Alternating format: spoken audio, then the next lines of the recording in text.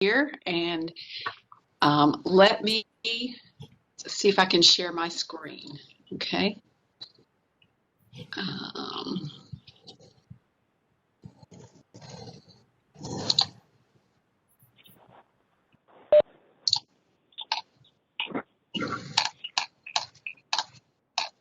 Bear with me here. There we go. Okay.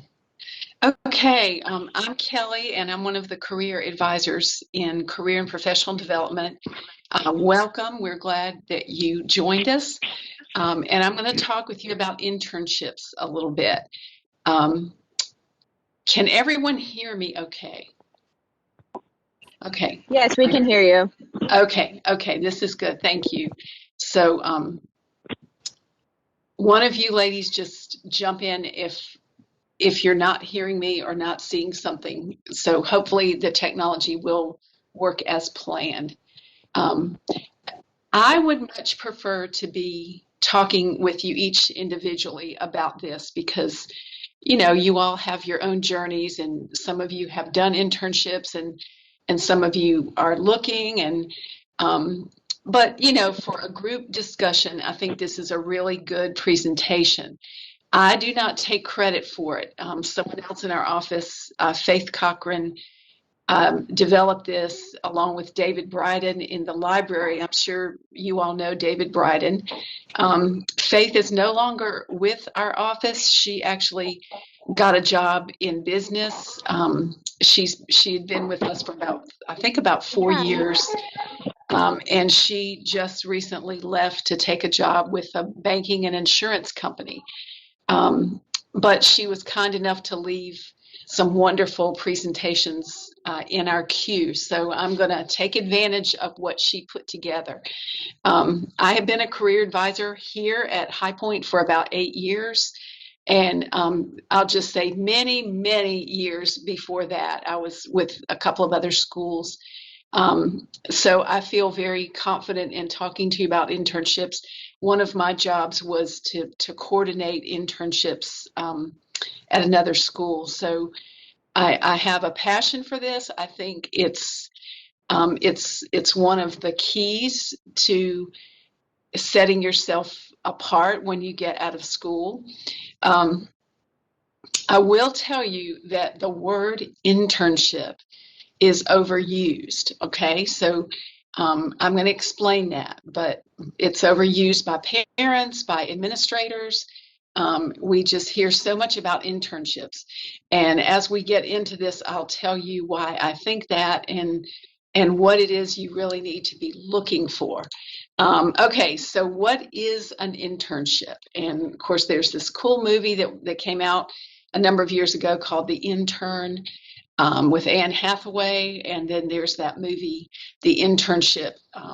And that I don't know much about that one, but I have seen the one with Anne Hathaway. So this is the definition according to the National Association of Colleges and Employers, and that is one of our professional groups for the career development field. An internship is a form of experiential learning that integrates knowledge and theory learned in the classroom with practical application and skills development in a professional setting. And I won't read the rest of it. You can see what we've got in purple there, applied experience and make connections.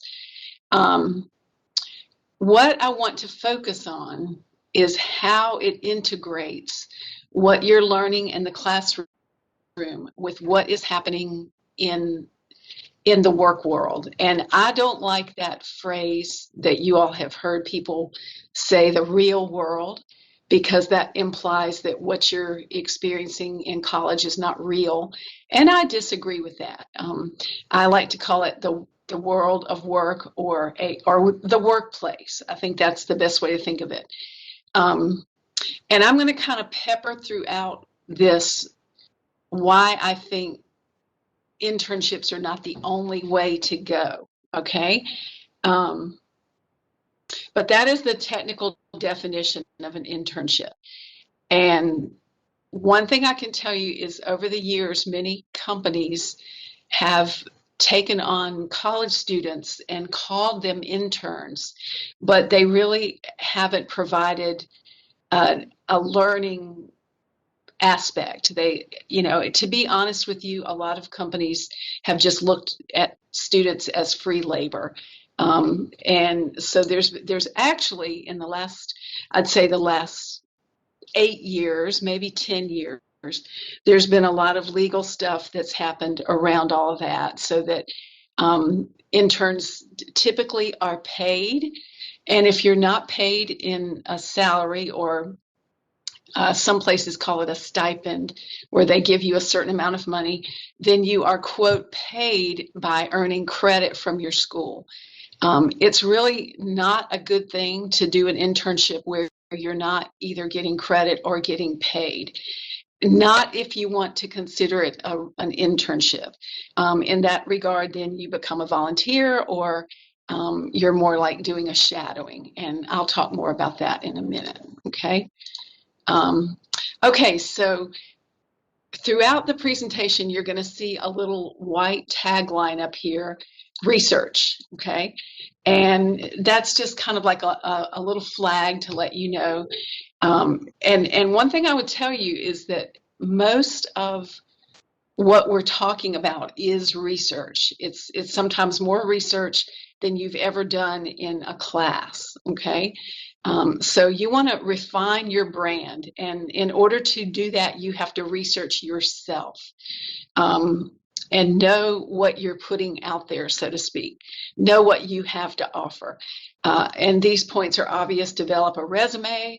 Be sure you target it to the opportunity that you're applying for, and we can help you do that, okay? A mistake that a lot of people make is they have one resume that they just sort of blast out to everything, and we can sort of help you mold it and target it. Your cover letter or introduction email, and along with your resume, that is your first impression. I will say a quick word about cover letters. Even if they don't ask for a cover letter, we recommend that you write a good cover letter, and we can also help you with that. Customize your LinkedIn profile. You need to pay attention to it. LinkedIn is social media. It's just that it's in a professional, it's for professionals, and the content on LinkedIn is about you as a worker, as a professional. We don't want to know about your beach trip or your new puppy on LinkedIn. Okay, that's for other social media. One thing that's interesting about LinkedIn, it's only been recent, I would say in the last maybe 10 years, 8 years, 10 years, somewhere in there, where college students have been sort of welcomed onto LinkedIn. LinkedIn is for professional people who are working. And so when you put yourself out there, kind of a phrase that maybe you've heard is you're playing in the playpen with the big kids.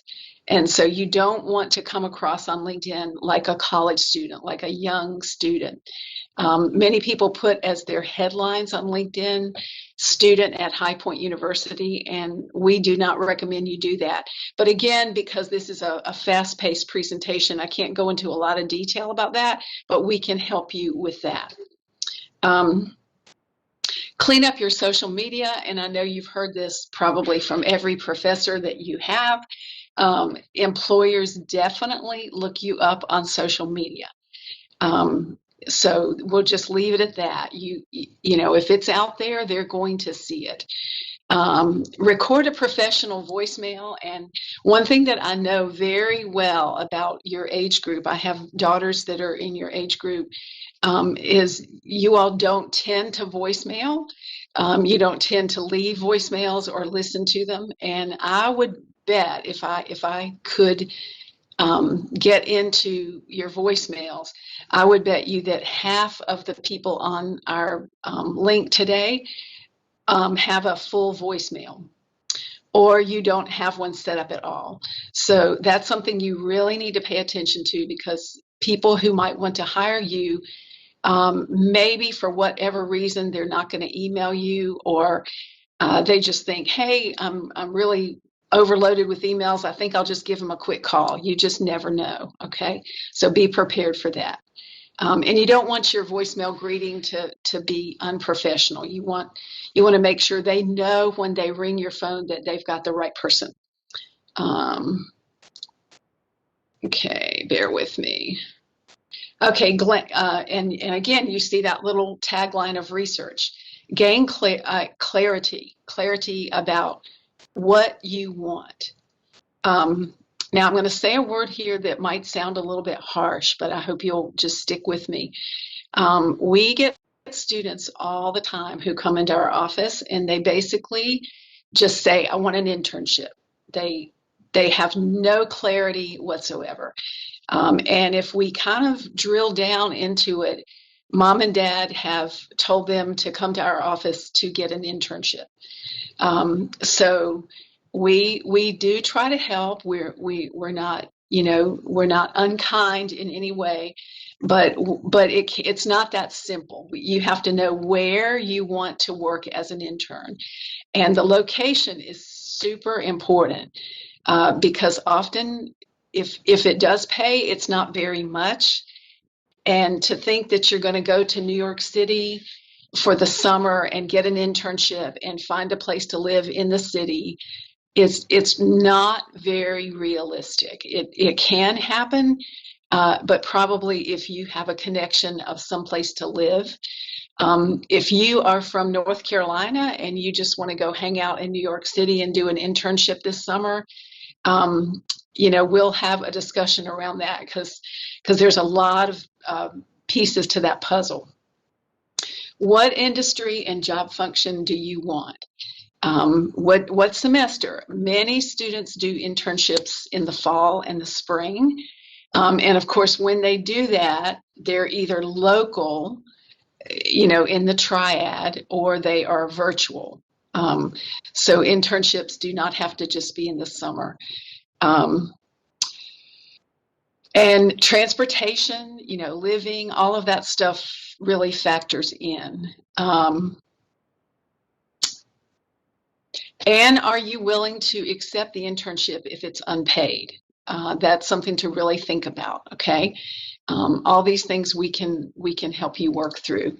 Okay, so do you want to get credit for the internship, or maybe it doesn't matter to you whether you get credit or not because it's not mandatory. Now, I will say, because I worked in the School of Communication for several years, and I know that many internships in communication with like a TV station or an advertising agency, something like that, they require you to get credit. So that's something that you would really want to check out carefully, is if the company is requiring you to get credit. You have to have at least 60 credit hours.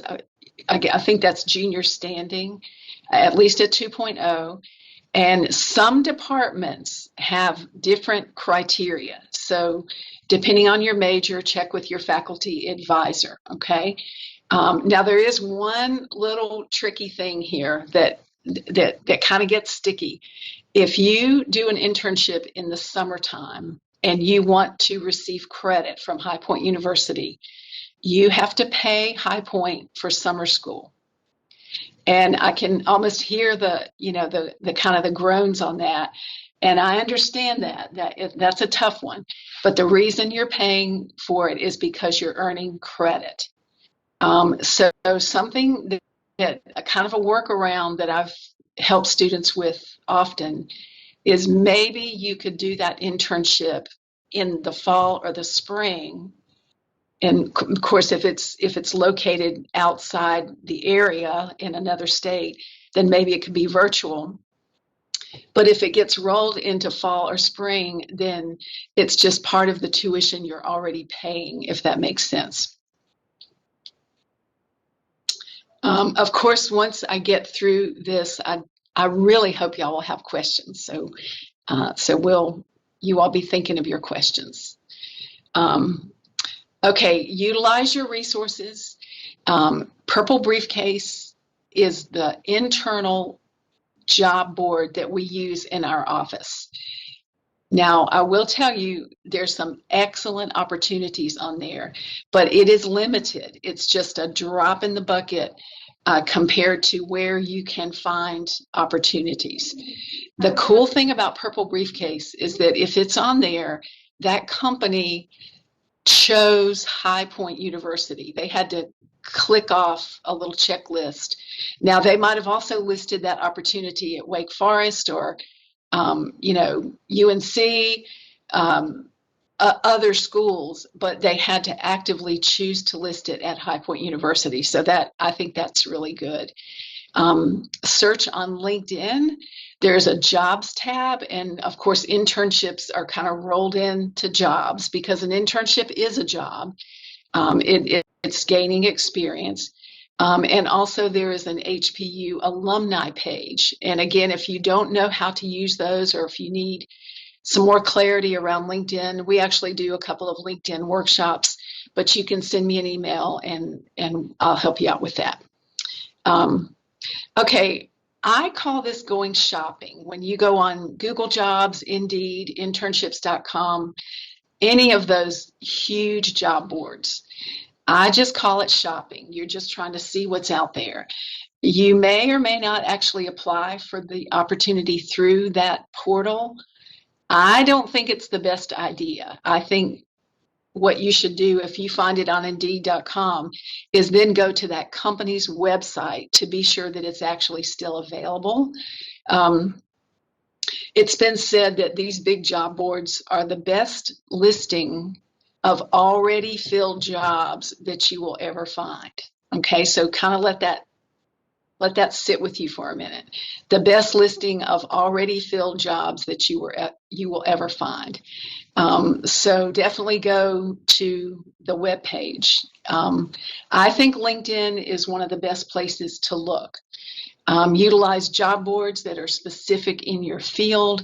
I had a student this morning who wants to do information tech and game design and all that kind of stuff. And rather than looking at the big national job boards, we looked at a very specific job board called DICE, D-I-C-E, and that is for tech jobs. Just about every field has their own job board. Let me pause here and say, I don't think we have a slide for this. Well, maybe the next slide. Let's see if this one. Yeah, this one covers it, but I'm going to go back to the job boards. Again, we should have made a slide for this, but let this kind of sit for just a second. They say that 80% of opportunities are never posted online. Okay, that makes my head spin. That means that about 20% are posted online. So the way that you find those other opportunities, whether it's internships or actual jobs, is through networking. It's talking to people. It's your next door neighbor who tells you that their company is expanding their social media presence. Okay, you have to happen to be talking to your next door neighbor and they say, yeah, we're really expanding our social media presence. We've never marketed ourselves on social media, and we really could use a college student to help us do that. Well, boom, there's a great opportunity, but it might not ever be posted on any one of these jobs or any one of these boards, I'm sorry. Okay, attend as many of the events that we offer. If you'll follow us on social media, we're on Facebook, on Instagram. And I've heard rumblings in the office that we're going to get a count on, now I can't think of it. Maybe I will think of it in a second. Hang on one second.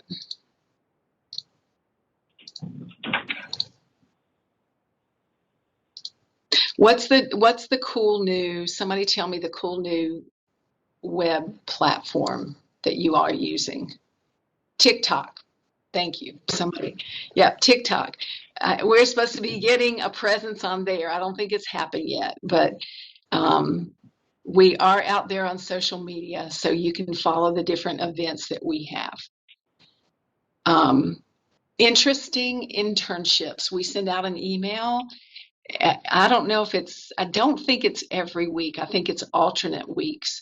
But watch for that email. It comes directly from our office, and it says hashtag interesting internships. And we go through Purple Briefcase and pull out the more the cooler ones that we think students would like to know about. Networking with alumni, employers, friends, and family, and then, of course, all of us who work in the office are happy to help you with that. Let me just back up and say one word about LinkedIn. I think on the LinkedIn slide, I mentioned that there is a jobs tab, and there's also a tab to find alumni. So be sure that you know how to use that on LinkedIn, because it's really cool. I think it's one of the most helpful features on LinkedIn.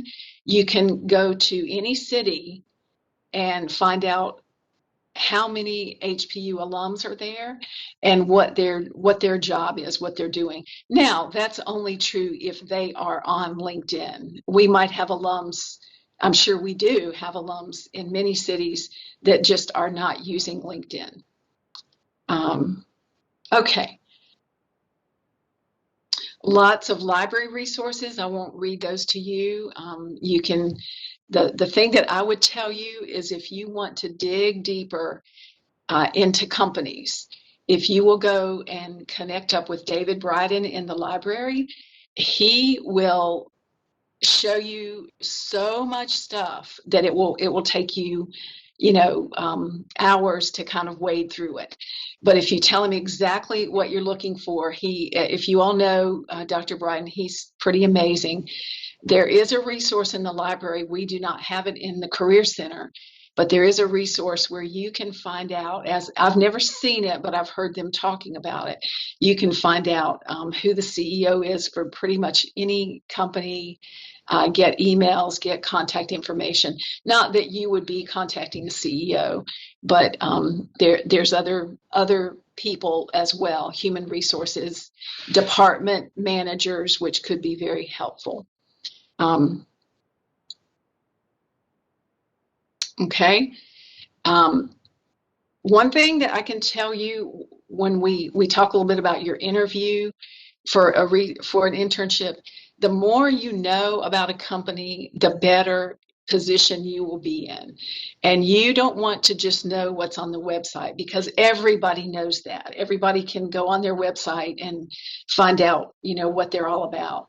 But if you can find out some gold nuggets, for example, maybe you uncover the fact that they are opening a new branch in Charlotte, North Carolina. It hasn't opened yet, but you're aware that they're getting ready to do that. That would be a really good thing to talk about in the interview, okay? More from the library there, okay?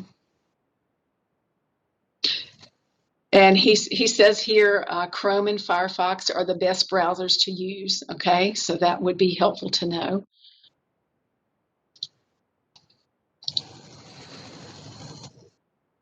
Okay, so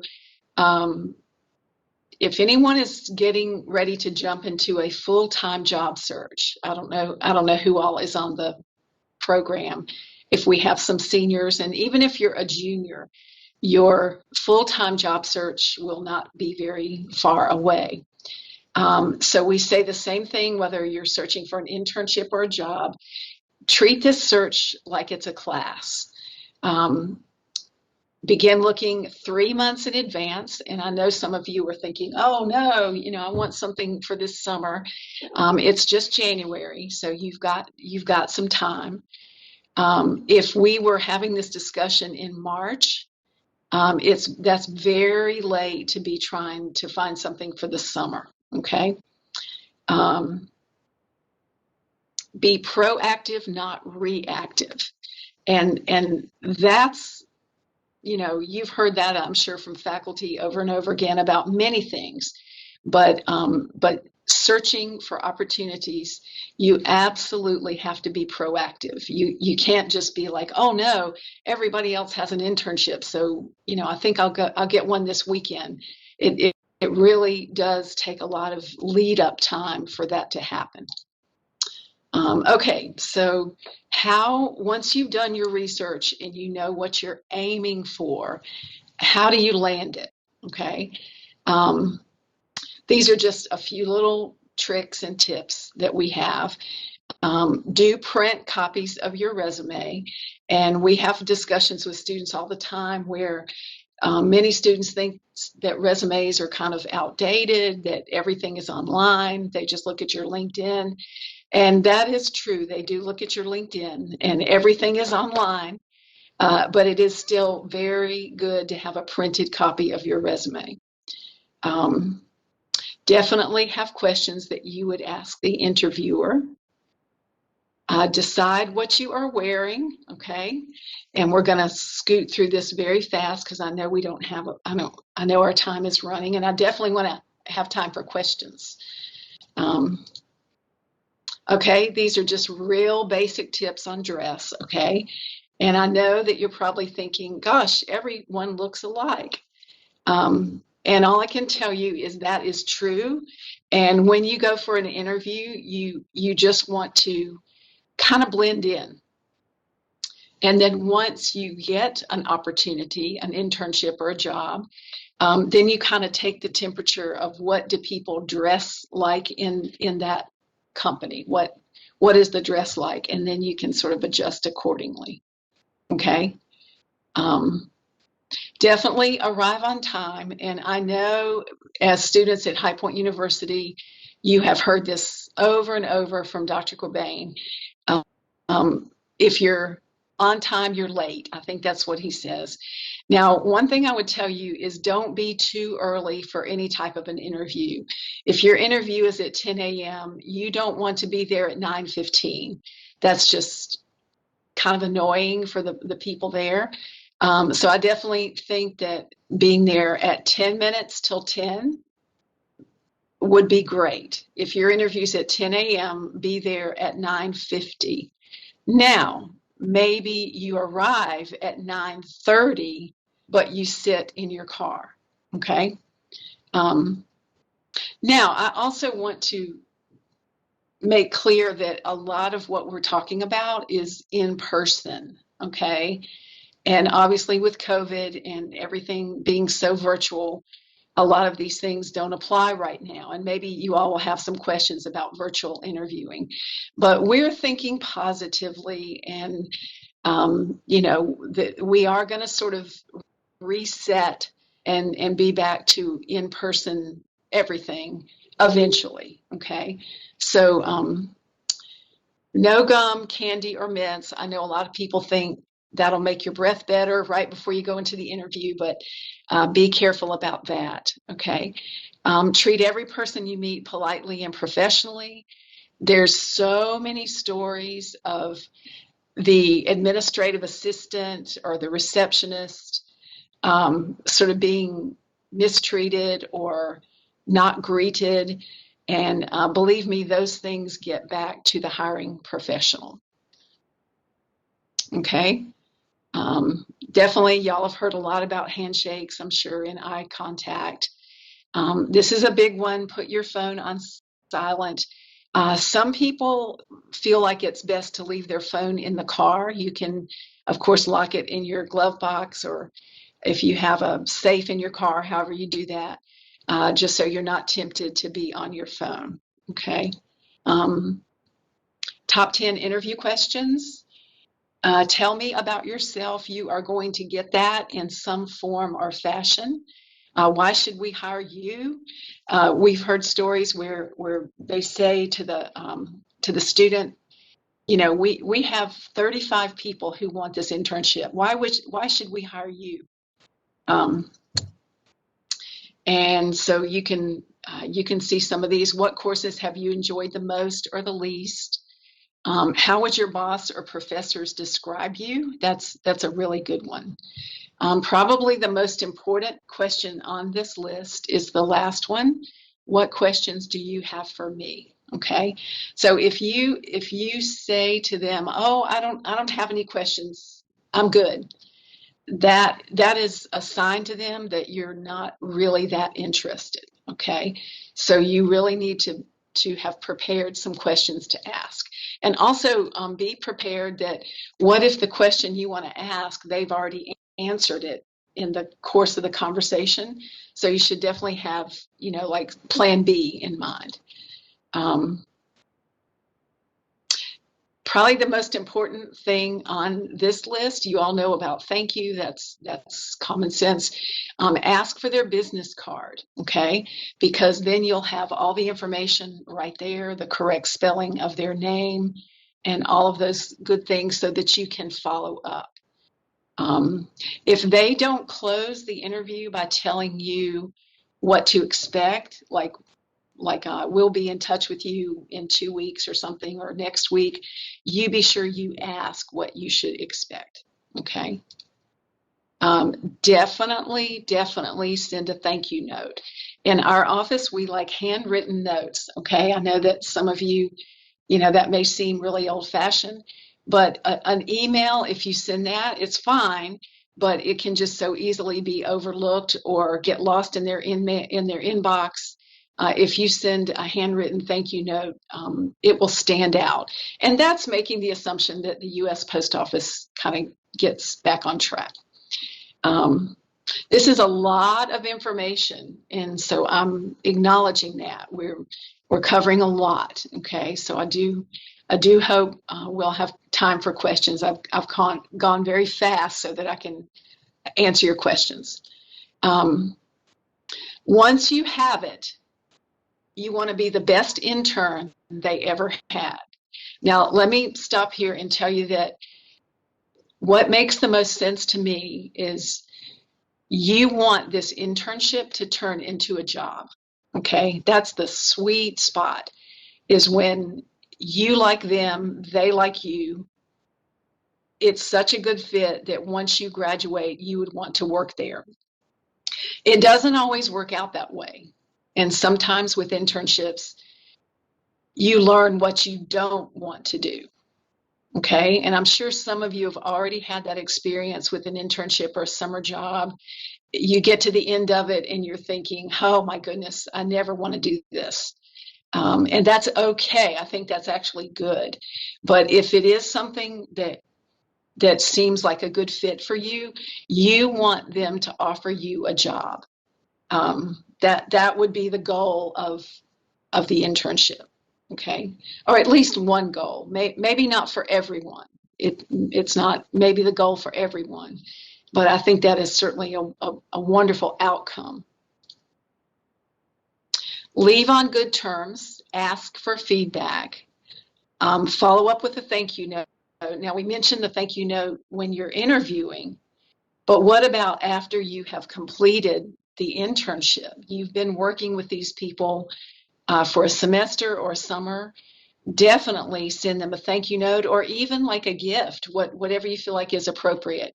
Homemade cookies, something that, I guess it depends on how many people you have been working with at the internship. But some sort of gesture to let them know that you appreciate the opportunity that you had there.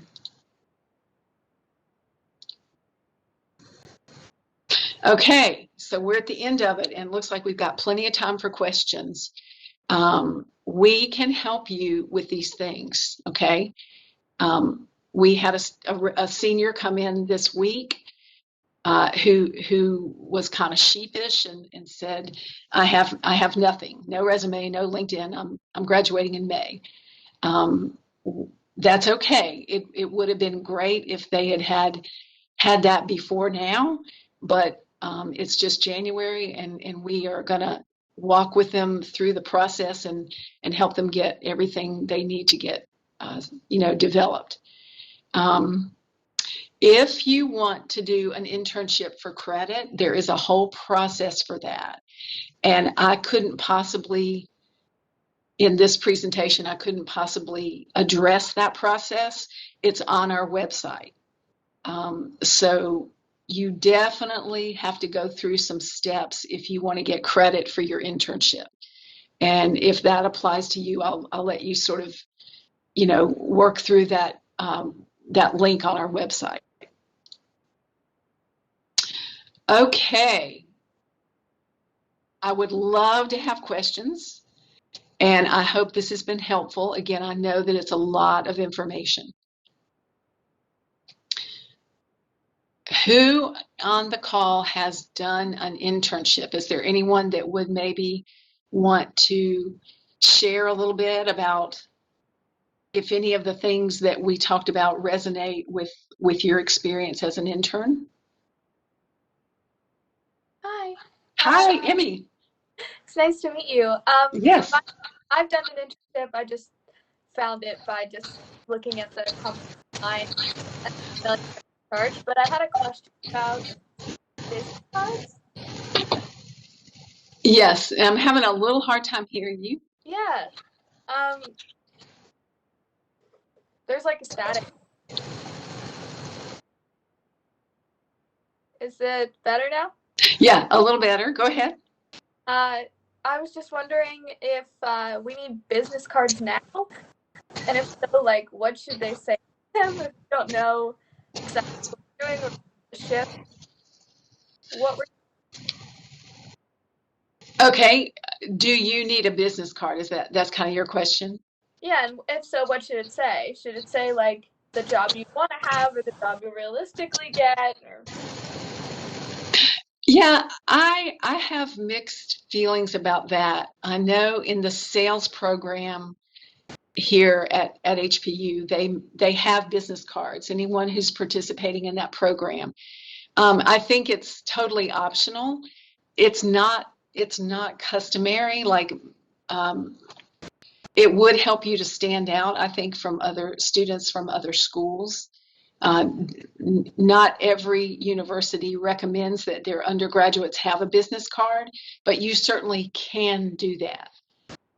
You can get your own through any of the the web portals where you can order stuff, Vistaprints or anything like that. I don't think that you can get official High Point University business cards unless you're in that sales program. okay. Does that help? Is it weird if you put like a QR code on it or something? No, I don't think it's weird. What is your major?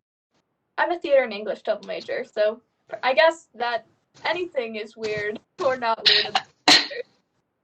What would the QR code take them to? Your website. Your website. I think that's fine for you. I think that is absolutely fine. You have to realize that many students don't have a website. But I think it's an individual thing. Here's the thing. You want them to remember you, and you want to leave them. You want to make an impression. And so, if you feel like that will help you do that, then I would say absolutely go for it. Okay. Thank you. Sure. That's a great question. Other questions? I have a question. How many internships do you recommend applying to at a time? That's a wonderful question. Well, I will tell you that when you say at a time, you mean applying for this summer, like for one time period. Yes. Yeah, I think that 8 to 10 is reasonable and manageable. Okay, thank you. I think when you apply to 20, it's almost overwhelming to remember which companies and all of that. But there's no rule on that. I think again that would depend. What is your major, Allison? Or no, I'm sorry, Piper. You asked that. What's your major? Well, English, right? My major's English, but I'm going into law. Into law. Are you applying for law internships? I'm thinking about it. I haven't yet. I was just asking because I figured it was. It's nice because I will be at next year for sure. Okay. Yeah, and we'll talk about that because in that particular example for law, again, I don't want to sound negative. It's just being realistic. Most quote internships for law are for law students. But there are other things you can do as an undergraduate. You could be a runner at a law firm, or there might be some other things, but when you approach it is like, I want to apply for an internship, usually the internships go to law students. But again, if you have a connection, and there could be a lot of exceptions to that, so we can talk about that. But let me add one thing there. However many internships you apply to, you need to have a system for keeping track of them. Maybe putting it all on an Excel spreadsheet, or some notebook or something, because the follow-up, once you put your resume out there, the follow-up is so critical. And if you don't have an organized system to remember when you applied and who you applied with, then you're just going to get really confused.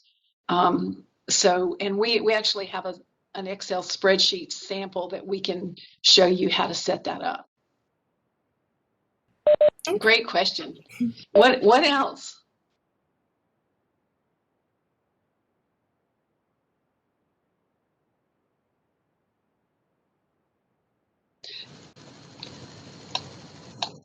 Well, I hope that was helpful. And I think there's a way that I can send like a thumbnail of each slide so that you sort of have like a little outline. And would that be helpful to send that to you all? Yeah, if you could send that to Sydney, I think that was who you were coordinating this with, then we can get that out there. Yes, I can do that. Yeah. Okay, amazing. Well, thank you so much, everyone that attending. I'm sending the attendance link right now if you guys want to fill that out. But thank you so much, Kelly. You are welcome. And let me just end by saying, again, I recognize this was a lot of information, and the way that our office, we do a lot of programs, and obviously with COVID, we're doing a lot of things virtual, but the way that we can help you the most is individually. And that way we can hear your story and understand what your goals are. And so I do hope you'll reach out and make an appointment. And our appointment link is on our website. It's not on Starfish or any of these other platforms. It's directly on our website. Okay? Sounds good. Thank you again. Yes, thank you. For everybody, I'm bye-bye. Working on the attendance link at the moment. Oh, okay. Never mind. It looks